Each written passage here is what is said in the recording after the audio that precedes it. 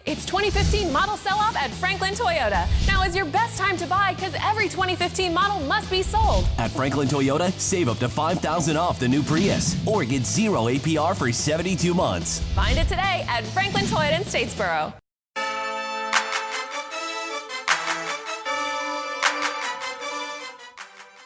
On this week's show, the Georgia Southern women with a pair of big victories on the road, and the Georgia Southern men with some late game heroics on the road at Appalachian State. All that and more as we welcome you inside the Eagles' Nest.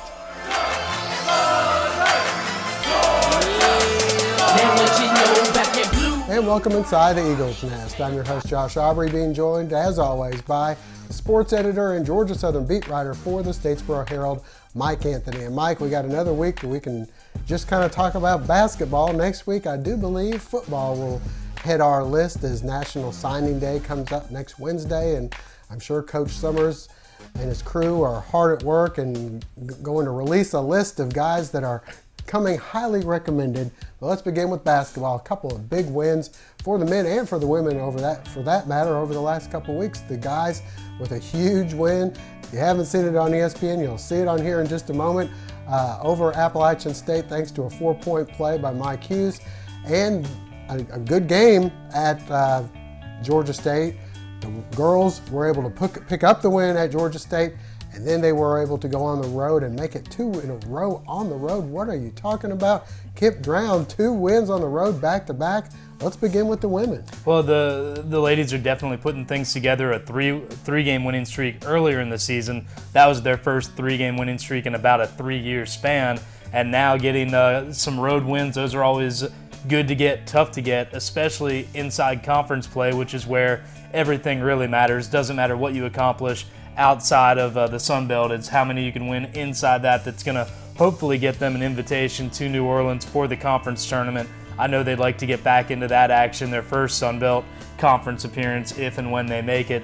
For the guys, sort of the same story, a couple of tough losses. If they had won a few more games at home, they'd be right in the thick of things in the Sun Belt standings. Instead, they take some lumps. This is still a pretty steep learning curve for the Eagles, but you've got to hand it to them. On Monday night, they had all the adversity in the world going against them. They were playing on a weird schedule. They were snowed off the mountain over the weekend, had to wait around a little bit in Boone.